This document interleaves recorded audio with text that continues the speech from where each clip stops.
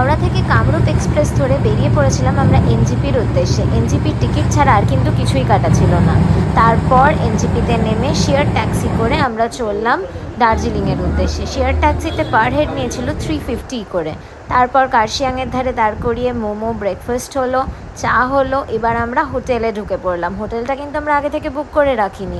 আমরা এসে ম্যালের কাছে এসে তারপর উপর দিকে উঠে এসে ভিউ খুঁজতে খুঁজতে যেই হোটেলে ভিউ পছন্দ হয়েছে সেটাই বুক করে নিয়েছি। হোটেলের ডিটেলস আমি ডেসক্রিপশানে দিয়ে দেবো। এবার দেখো বারান্দাটা, হোটেলের রুম তো দেখালাম খুবই সুন্দর, আসল অ্যাট্রাকশন কিন্তু এই বারান্দাটা। দেখতে পাচ্ছ মেঘগুলো এরকম কাছে চলে আসছে। এটা কিন্তু বৃষ্টির সময় বা বর্ষাকালে পাহাড়ে যাওয়ার একটা অন্য মজা। ক্রমশ মেঘগুলো কাছে চলে আসছে মনে হচ্ছে। এবার দেখো ধীরে ধীরে মেঘ কেটে যাওয়াতে ভিউটা কি সুন্দর হয়ে উঠলো।